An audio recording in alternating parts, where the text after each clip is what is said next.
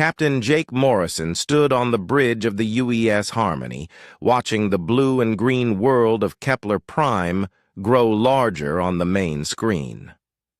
200 years had passed since humanity joined the Galactic Peace Coalition. 200 years of peace, cooperation, and growth across the stars. Jake felt proud to wear the uniform that represented Earth and all her colonies in this great alliance. "Captain, we're receiving clearance to dock at Station 7, reported Lieutenant Amy Parker from her position at the communications console. Her voice carried the calm confidence that made her one of the best diplomatic officers in human space.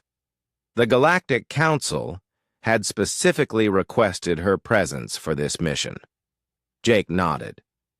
"Take us in, Pilot Chen. Nice and easy." The Harmony was not a warship. She carried no weapons beyond basic defensive systems. Her purpose was diplomacy, mediation, and peacekeeping.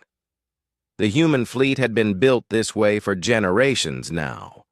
War was a thing of the past, a dark chapter that all civilized species had moved beyond. As they docked, Jake reviewed the mission briefing one more time.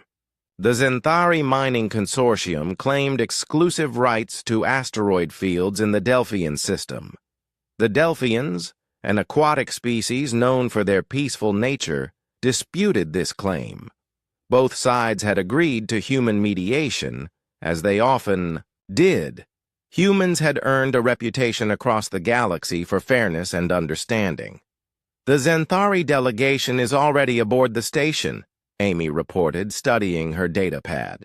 3 representatives from their mining council. The Delphians sent their trade speaker and 2 advisors. Jake straightened his blue diplomatic uniform. "Any background issues we should know about?" "Nothing unusual. Standard resource dispute. The Zenthari have mining rights granted by the Old Sector Authority. The Delphians claim their ancestors used those asteroids for spawning grounds before the Sector Authority existed." Amy paused, then added, "Should be straightforward." They left the ship and walked through the station corridors. Kepler Prime served as a neutral meeting ground for the galaxy. Representatives from dozens of species worked here, maintaining the peace that had lasted for over 3 centuries. Jake had visited many times, but the site still impressed him. The Zenthari waited in Conference Room Alpha. They stood nearly 8 feet tall with gray skin and large black eyes. Their leader, Council Prime Vexhan, greeted Jake with the formal bow required by protocol. "Captain Morrison," Vexhan said in perfect English. All species learned human languages now. It had become the standard for galactic communication. "We appreciate your presence in this matter." "Council Prime," Jake replied with his own bow. "We're here to find a fair solution for everyone." The Delphians arrived minutes later. They wore water-filled environmental suits that allowed them to breathe outside their aquatic environment. Their trade speaker, known only as Deep Current, moved with the graceful motions of his species. "Captain Morrison, Lieutenant Parker," Deep Current said through his suit's translator. "Our people have great respect for human wisdom in such matters." The negotiations began as they always did. Each side presented their claims. The Zenthari showed legal documents proving their mining rights. The Delphians shared historical records of their ancestral connection to the asteroids. Jake and Amy listened carefully, taking notes and asking questions. Hours passed. Jake had mediated dozens of similar disputes. Usually they found compromise, quickly. The galaxy had learned to value cooperation over conflict, but something felt different about this case. During a break, Amy pulled Jake aside. "Captain, I've been analyzing their data. Something doesn't add up." "What do you mean?" Amy activated her portable scanner. The Zenthari documents show they purchased mining rights from the Sector Authority 5 years ago, but according to Galactic records, the Sector Authority dissolved their claim to this region 7 years ago. Jake frowned. That's impossible. The Zenthari wouldn't present false documents. They're known for their honesty. That's what I thought too. But look at this. Amy showed him her data pad. I cross-referenced with the Central Galactic Database. The Sector Authority never had legitimate authority over Delphian ancestral territories. The Galactic Council ruled on this decades ago. They returned to the conference room. Jake decided to address the discrepancy directly. Council Prime Vexhan, we found some inconsistencies in the documentation. Could you clarify the timeline of your mining rights purchase? The three Zenthari exchanged glances. Vexhan's expression remained neutral. Captain Morrison, we have operated under these rights for several years. Many investments have been made, much progress achieved. But the legal foundation appears questionable, Amy added gently. The Delphians' ancestral claims seem to take precedence under coalition law. The room grew quiet. Deep Current and his advisors waited expectantly. The Zenthari delegation showed no emotion, but Jake sensed tension. Perhaps, Vexhan said slowly, this matter requires consultation with higher authorities. We request a recess. After the delegates left, Jake and Amy remained in the conference room. Something was wrong, but Jake couldn't identify what. Amy, run a deeper analysis on both sides' claims. Use your full clearance access to the Galactic database. I want to know everything about this dispute. Amy worked for hours while Jake reviewed other recent mediation cases. By the time she finished, the station's artificial day cycle had shifted to night mode. Captain, you need to see this. Amy's voice carried a tone Jake had never heard from her before. Fear mixed with anger. She displayed her findings on the main conference screen. The Zenthari mining operation isn't just about asteroids. They're extracting rare elements that only form in Delphian spawning areas. Without these asteroids, the Delphian population will decline within 2 generations. Jake studied the data. Do the Zenthari know this? They have to know. Look at this internal memo I found in their encrypted files. Amy highlighted a section of text. It specifically mentions the biological impact on Delphian reproduction rates. They know their mining will doom an entire species. That's genocide, Jake said quietly. It gets worse. Amy brought up more files. This isn't the only case. I found similar patterns in 17 other recent disputes. Every time humans mediate, we somehow end up enforcing agreements that benefit the major species at the cost of smaller ones. Jake felt sick. Show me. The evidence was overwhelming. The Kavarian Empire had gained exclusive trade routes that impoverished 3 minor species. The collective had acquired agricultural worlds by displacing indigenous populations. In each case, human mediators had helped enforce these arrangements, believing they were maintaining peace. Amy, we've been used. It's worse than that, Captain. We've been accomplices. Jake sat down heavily. For 2 centuries, humanity had believed they were part of something noble. They had served as peacekeepers, mediators, and diplomats. They had helped maintain galactic stability and cooperation. But now he saw the truth. The Galactic Peace Coalition was a system of control. The major species used human idealism to enforce their dominance over weaker civilizations. Humans had become the unwitting tools of oppression, believing they were promoting justice and fairness. What do we do? Amy asked. Jake looked at the evidence again. 17 cases of systematic exploitation, dozens of species being slowly eliminated or enslaved, all of it hidden behind the language of peace and cooperation. We report this to Earth immediately. The Colonial Assembly needs to know what we've discovered. Amy hesitated. Captain, what if they already know? What if this goes higher than we think?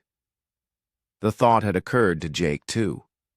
How could such a vast system of deception operate without someone in human leadership knowing about it? But he had to believe in the integrity of his own species. Then we'll find out who we can trust and who we can't. But Amy, we cannot be part of this anymore. We cannot continue to help genocide happen while calling it peace. They prepared their report in secret, encrypting it with codes that only the highest levels of human government could access. As Jake sealed the transmission, he realized that everything was about to change. The galaxy had enjoyed peace for centuries, but that peace was built on lies, oppression, and the slow extinction of the weak. Humanity had been the enforcers of this system, believing they were doing good. Now, they knew the truth, and Jake Morrison suspected that when his own species learned what they had been part of, the galaxy's long peace would finally come to an end. The question was whether humanity would choose comfortable lies or dangerous truth. Jake hoped they would choose correctly, but he feared what that choice might cost them all. The massive space station called Nexus Prime floated in the dark between stars. Ships from 12 different alien races filled the docking bays. Inside the main hall, beings that looked nothing like humans sat around a huge round table. The air felt thick with tension. Jake Morrison adjusted his dark blue uniform and looked around the room. He had been Earth's top diplomat for 15 years. He had made deals with creatures that breathed poison gas and beings made of living crystal. But today felt different. Today felt like the end of something. Across from him sat High Chancellor Vextar. The alien leader had 4 arms and skin like gray leather. His black eyes showed no emotion as he spoke through a translation device that turned his clicks and hisses into English. Humans have become a problem, Vextar said. His voice came out flat and cold. You expand too fast. You build too many ships. You ask too many questions. Jake kept his face calm, but inside he felt anger growing. Behind him sat Admiral Lisa Parker, the head of Earth's Space Navy. She wore her military uniform with pride. Her jaw was tight as she listened to the alien's words. We are not expanding faster than the rules allow, Jake said. Every colony we build follows galactic law. Every ship we make has been reported to the Council. Vextar's 4 hands moved in dismissive gestures. The law was written for normal species. Humans are not normal. In 20 years, you have gone from 1 small planet to 50 colonies. Most races take centuries to do what you have done in decades. Around the table, other alien leaders nodded. The Zephyrians looked like walking diamonds. Their crystal bodies rang like bells when they moved. The Klaxon ambassador resembled a giant insect with too many legs and eyes that glowed red. The ethereals were harder to see clearly. They looked like clouds of glowing gas that changed shape constantly. Only one alien seemed uncomfortable. Ambassador Kell of the Tauri shifted in his seat. His people looked almost human, but with blue skin and silver hair. The Tauri had been Earth's first contact with alien life 20 years ago. What exactly are you asking us to do? Jake asked, though he already suspected the answer would not be good. Vextar leaned forward. The Galactic Council has decided on new rules for humanity. First, no more colonies. You may keep what you have, but you cannot expand further. Second, all human military ships must be cut in half. You can keep defense fleets, but nothing that could threaten council members. Third, all human colonies will have council observers to watch your activities. Jake felt the blood drain from his face. You are asking us to give up our independence. We are asking you to accept your place, Vextar replied. Humanity is young. You need guidance. The galaxy has been peaceful for 300 years. We will not let one aggressive species destroy that peace. Admiral Parker spoke for the first time. Aggressive? We have never attacked anyone. Every war we have fought was in self-defense against pirates or raiders. The Klaxon ambassador clicked his mandibles together in what passed for laughter among his kind. You destroyed the Ravager fleet completely. 40 ships turned to space. Dust. No survivors. They attacked our mining colony on Series 7. Parker shot back. They killed 3,000 civilians. We warned them to surrender. They chose to fight to the death. That is exactly what we mean, Vextar said. Other species would have captured some prisoners. Humans leave no enemies alive. This is not how civilized beings behave. Jake looked around the table at faces that showed no sympathy. These beings had made up their minds before the meeting started. This was not a negotiation. This was a demand for surrender. The Council has made similar offers to other species in the past, Jake said carefully. What happened to those who refused? Silence filled the room. Finally, the ethereal representative spoke. Its voice sounded like wind through leaves. The Corlin Combine refused our guidance. They no longer exist. The threat was clear. Jake had read about the Corlin. They had been a proud warrior race that controlled 20 star systems. When they rejected the Council's demands for submission, a coalition of Council fleets had wiped them out completely. Not just their military, their entire civilization. You would commit genocide? Jake asked. We would restore peace, Vextar answered. The choice is yours. Accept our generous offer or face the consequences of defying the Council.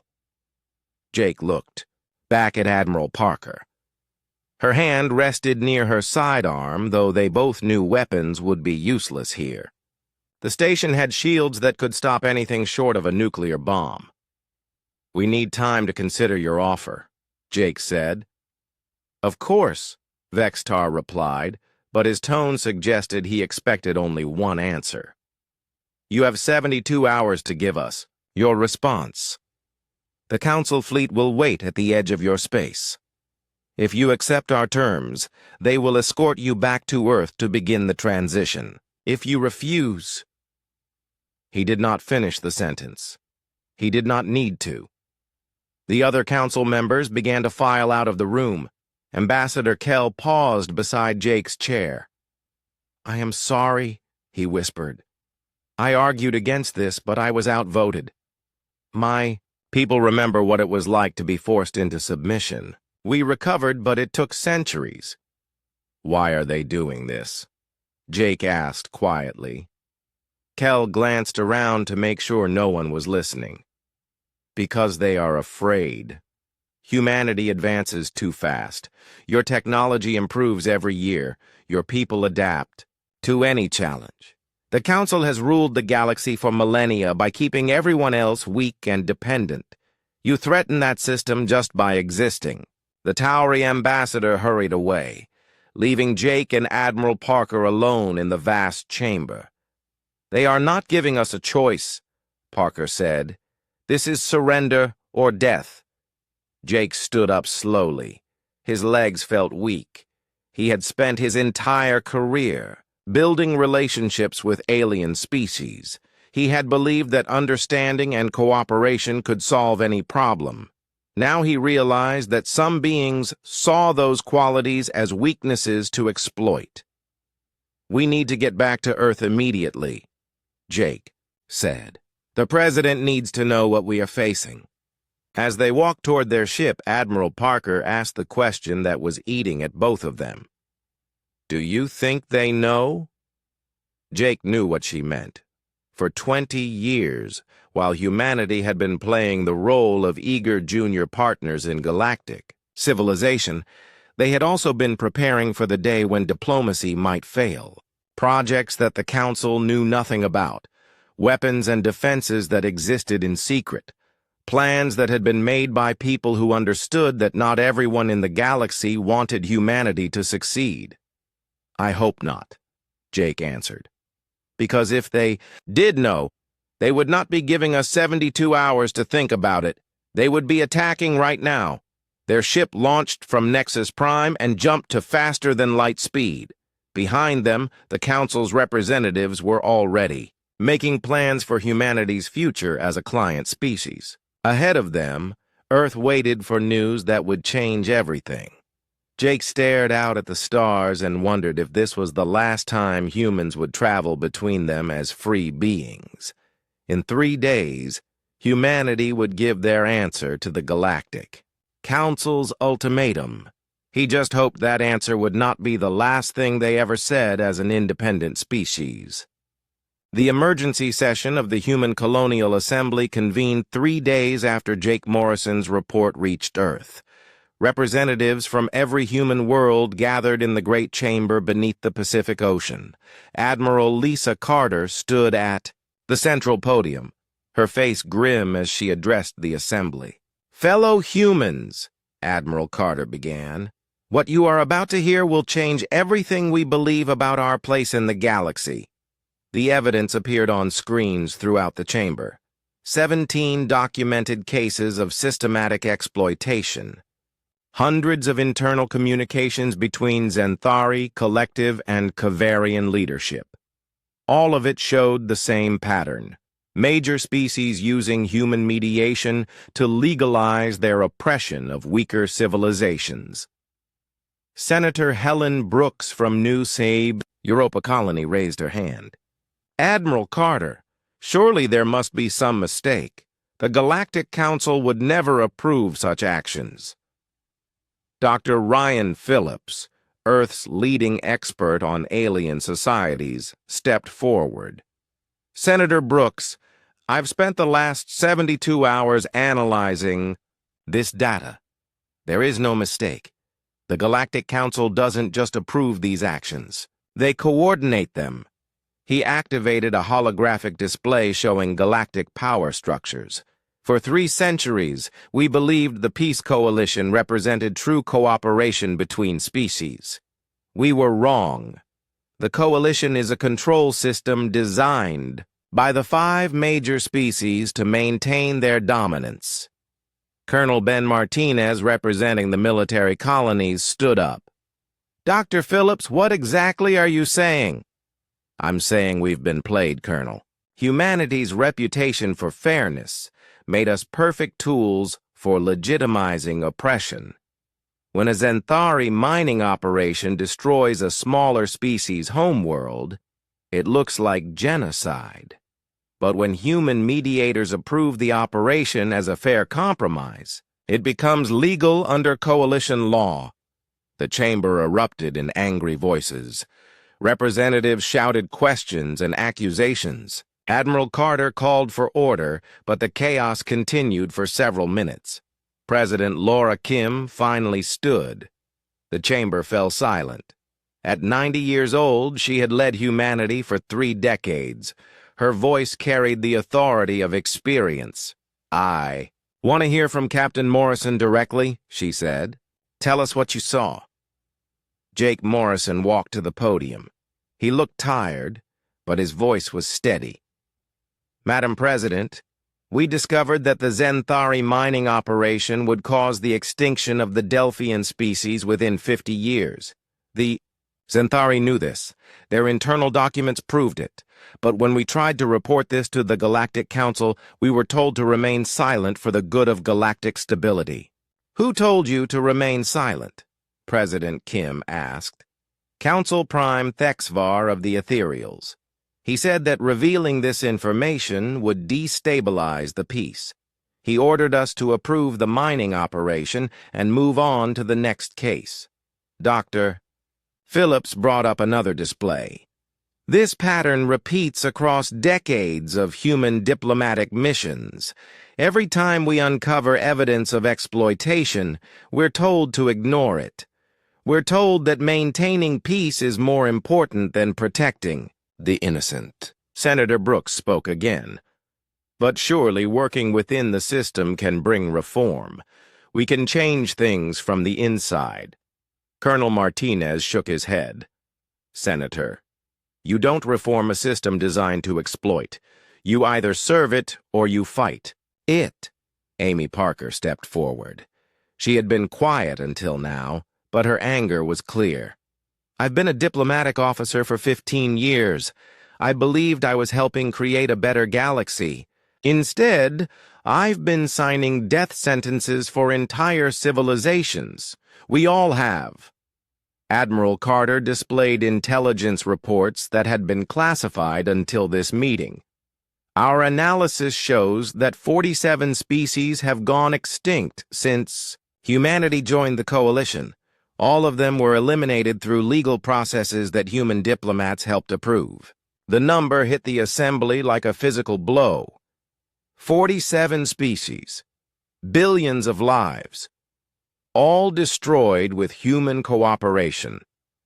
How many more will die if we do nothing? Jake Morrison asked. How many species will we help eliminate while telling ourselves we're keeping the peace? The debate that followed lasted 18 hours. The assembly split into 3 factions. Senator Brooks led those who wanted to reform the system from within. Colonel Martinez argued for immediate withdrawal from all coalition activities.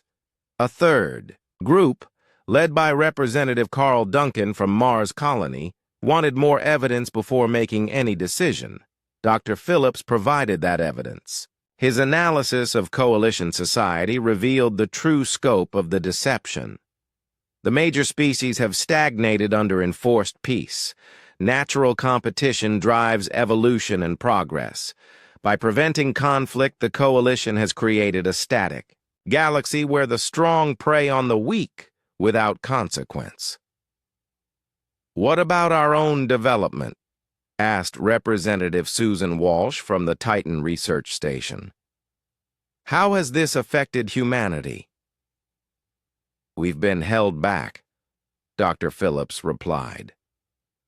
Our technology, our social development, even our expansion into new territories has been subtly limited. The coalition wants us effective enough to serve their purposes, but not powerful enough to threaten their control. The revelation sparked new anger. Humanity had always prided itself on rapid advancement and adaptation. Learning that this had been artificially constrained felt like a betrayal of everything they were. President Kim called for a formal vote after 24 hours of debate. The question was simple. Should humanity remain in the Galactic Peace Coalition? The vote was closer than expected. 47% voted to leave immediately. 38% voted to attempt reform from within. 15% wanted more investigation before deciding. President Kim cast the deciding vote. We leave the coalition. Effective immediately, humanity withdraws from all coalition activities, agreements, and institutions. The announcement sent shockwaves throughout human space. Some colonies celebrated. Others panicked about the economic and diplomatic consequences. The major corporations that profited from coalition trade protested loudly, but the decision had been made. Admiral Carter began implementing withdrawal procedures that had been secretly prepared years earlier by far-thinking military planners who suspected this day might come. The galaxy's reaction was swift. The Zenthari Economic Council imposed trade sanctions within hours. The collective began jamming human communications networks. The Kavarian Empire moved warships to positions near human colonies. The other species expected humanity to reconsider quickly. No civilization had ever left the coalition voluntarily. The economic pressure alone should force humans back to the negotiating table within weeks. They were wrong. Captain Danny Foster led the evacuation of human civilians from mixed-species worlds. The operation moved with military precision, transporting millions of people to human colonies within days. Supply ships appeared from hidden locations, providing resources that shouldn't have existed. The galaxy began to realize that humanity had been preparing for this moment longer than anyone suspected. Jake Morrison returned to active duty aboard a new class of ship that the Coalition had never seen before. The UES Freedom carried defensive systems that could counter every known weapon in the galactic arsenal. Its engines operated on principles that didn't require Coalition-controlled fuel sources. "How long have we been planning this?" Amy Parker asked as they watched Earth disappear behind them. "Longer than I knew," Jake replied. "But not long enough. The hard part is just beginning." As human ships departed Coalition space, carrying with them 2 centuries of accumulated knowledge about alien technology and tactics, the major species realized their mistake. They had taught humanity everything about galactic civilization, while learning almost nothing about human capabilities in return. The Ethereals, oldest and wisest of the Coalition species, sent a message to President Kim. It was brief and threatening. "Return to the Coalition or face the consequences of your foolishness." President Kim's response was equally brief. "We tried peace your way. Now we'll try it ours." War Prime Thextar of the Kavarian Empire studied reports of human ship movements with growing concern. The humans weren't running away. They were taking positions. "They're not acting like refugees," he told his staff. "They're acting like an army preparing for battle." The Coalition Council convened an emergency session. For the first time in 3 centuries, they faced a species that refused to submit to their authority. The comfortable order they had maintained was cracking. In human space, President Kim addressed her people one final time before the shooting started. "We didn't want this fight, but we will not be tools of oppression any longer. We will not help genocide while calling it peace. Whatever comes next, we face it as free humans." The galaxy held its breath. The great peace was ending. And everyone suspected that what came next would determine the future of every species among the stars. General Frank Turner stood in the command center of Project Exodus, watching displays that showed the true scope of humanity's preparation. Hidden shipyards throughout the Outer Rim had been building vessels for 20 years. Secret research. Stations had developed technologies that the Galaxy Council had never seen. "How long have you known this day would come?" Admiral Lisa Carter asked as she studied the massive operation unfolding before them. "Some of us have suspected for decades," Turner replied. "The signs were there if you knew where to look. Every time we tried to expand too quickly, we faced bureaucratic delays. Every time our scientists made breakthroughs, Coalition advisors suggested we focus on other projects. They've been managing our development since the day we joined." Chief Engineer Kate Sullivan emerged from the technical section, her face showing exhaustion and excitement in equal measure. "Admiral, the new drive systems are testing perfectly. We can travel faster than any Coalition ship, and we don't need their fuel monopoly to do it." The quantum manipulation drives had been developed in complete secrecy. While Coalition science focused on controlling existing energy sources, human researchers had learned to manipulate the fundamental forces of space and time. The breakthrough came from studying the ancient ruins found on dead worlds throughout the galaxy, civilizations that had existed before the Coalition's Great Peace. "What about defensive capabilities?" Carter asked.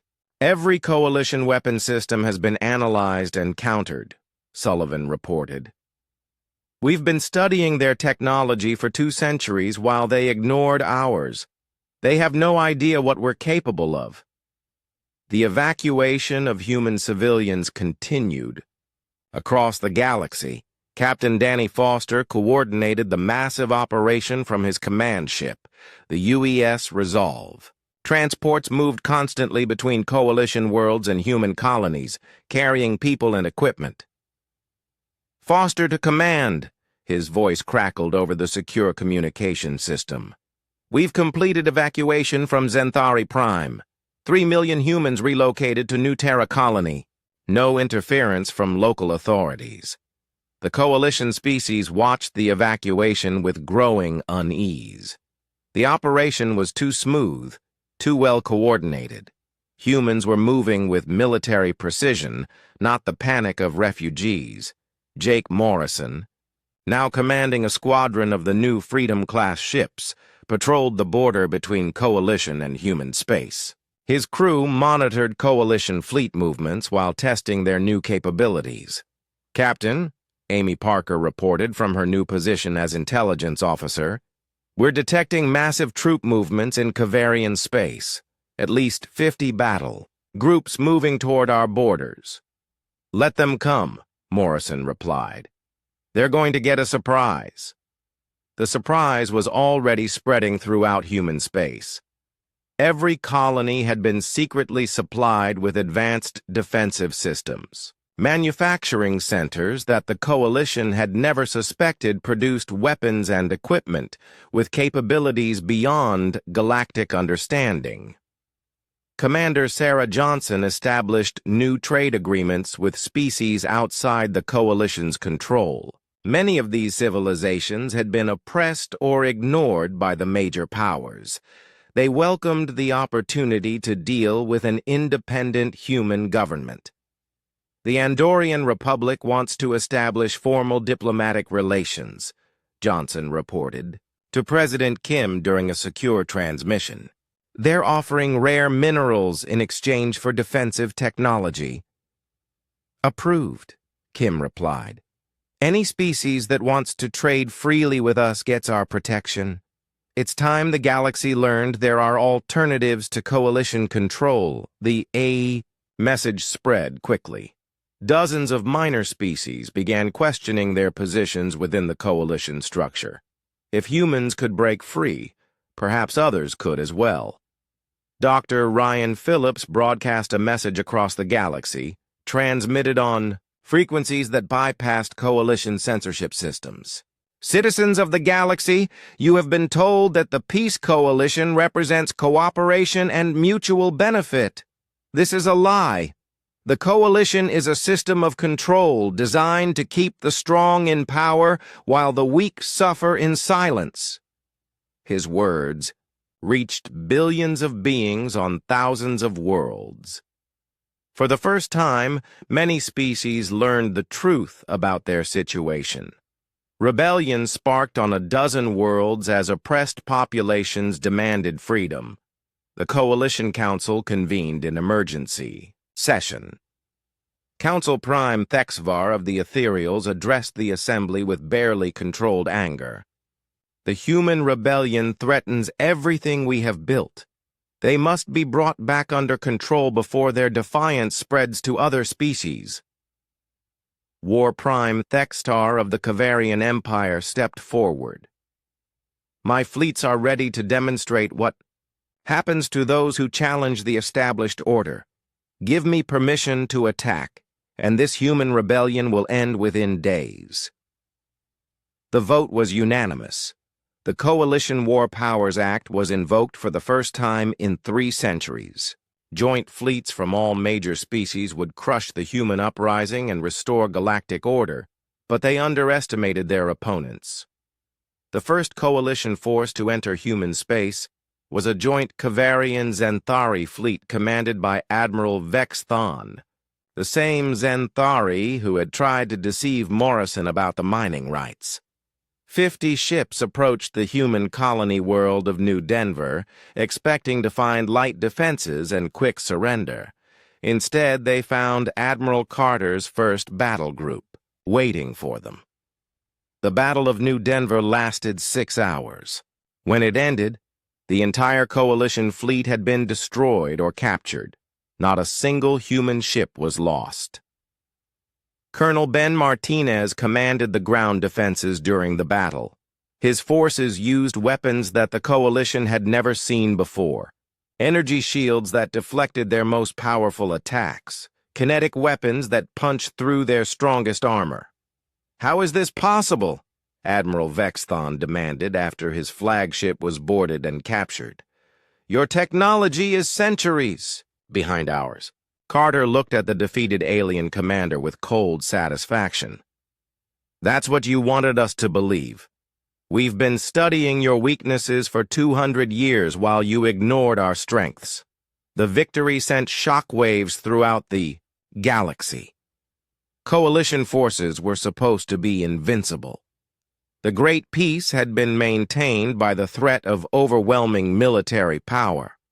Now that power had been broken by a species that was supposed to be weak. Analysis of the captured ships revealed the scope of human preparation. Every Coalition weapon system had been studied and countered. Every tactical doctrine had been analyzed and defeated.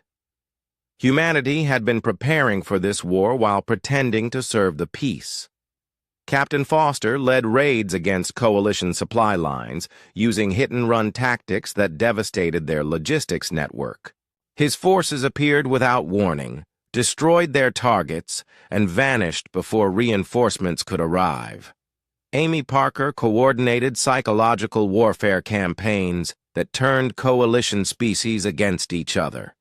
Her broadcasts revealed the secret agreements between major powers, showing how each species had betrayed others for personal gain. The Coalition's second wave of attacks faced the same result. Human forces, equipped with superior technology and led by commanders who understood their enemies completely, won victory after victory. President Kim addressed the galaxy again as Coalition fleets burned in human space. "We did not want this war. We tried to leave peacefully. But you chose force over negotiation. You chose oppression over freedom. Now you face the consequences of that choice." The smaller species throughout the galaxy watched in amazement as humanity dismantled the military power that had kept them in chains for centuries. If the Coalition could be defeated, then true freedom was possible. Rebellions erupted on hundreds of worlds. Species that had been oppressed for generations rose up against their overlords. The Great Peace that had lasted for 3 centuries was crumbling as the galaxy awakened to the possibility of real change. The Coalition leadership realized their mistake too late. They had created an enemy that understood them completely while remaining a mystery themselves. They had taught humanity everything about galactic civilization while learning nothing about human capabilities. War Prime Thextar studied the battle reports with growing respect for his opponents. "They fight like Kavarians, but with better technology and superior tactics. How did we underestimate them so completely?" The answer was simple. The Coalition had seen what they wanted to see. They had believed their own propaganda about human weakness while ignoring the evidence of human strength. Now they faced an enemy that had been preparing for this moment for decades. The galaxy would never be the same. The age of enforced peace was ending, and the age of competitive freedom was beginning. Whether that change would bring progress or chaos remained to be seen. But one thing was certain: humanity would never again serve as tools of oppression while calling it peace.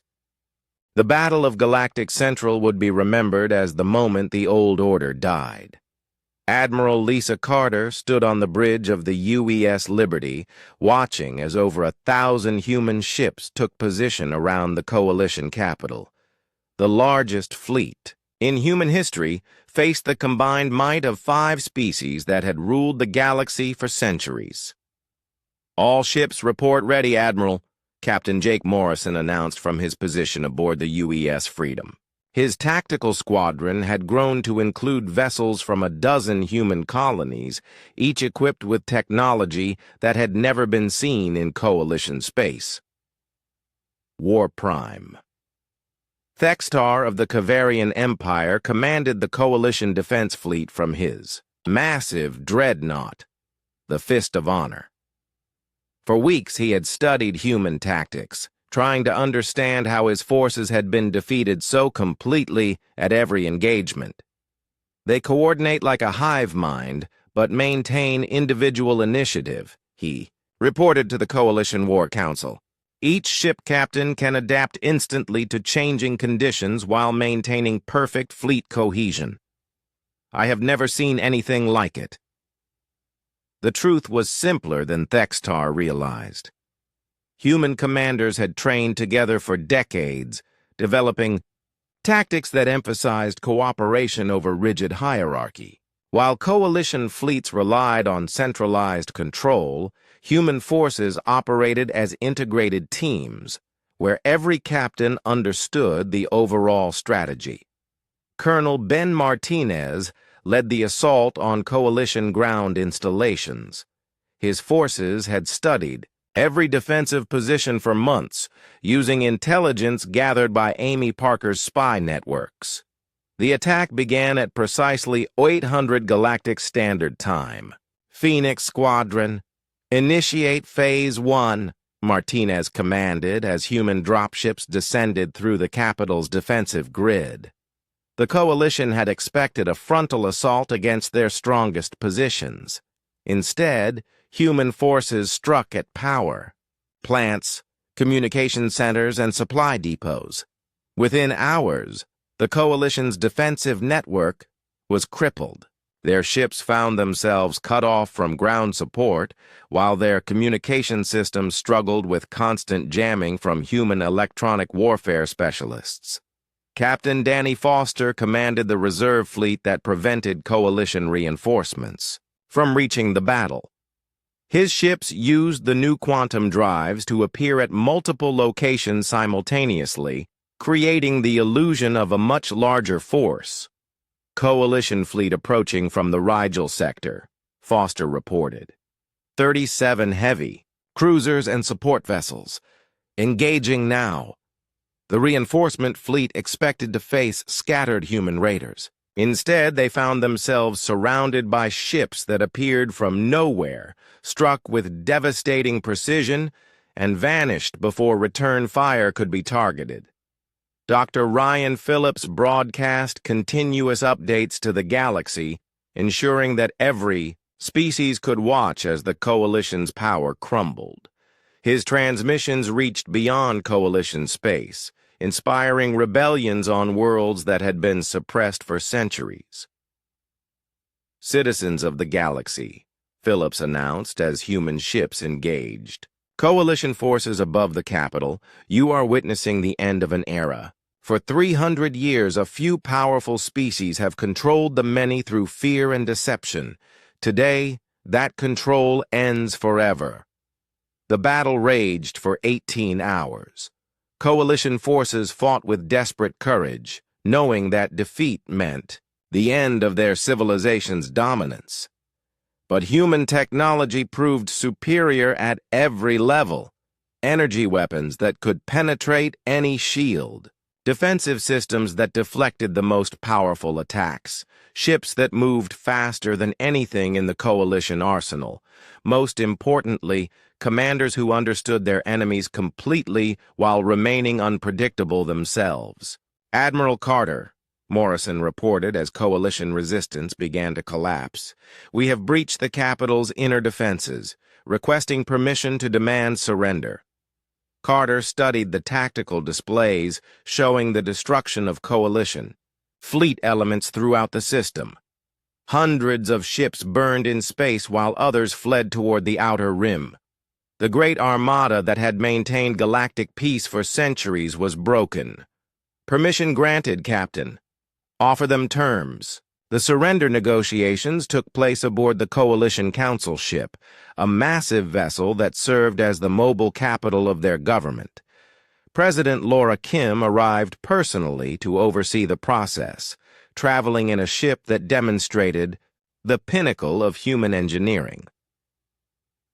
Council Prime Thexvar of the Ethereals sat across from President Kim in the same chamber where human representatives had once begged for peaceful solutions to coalition oppression.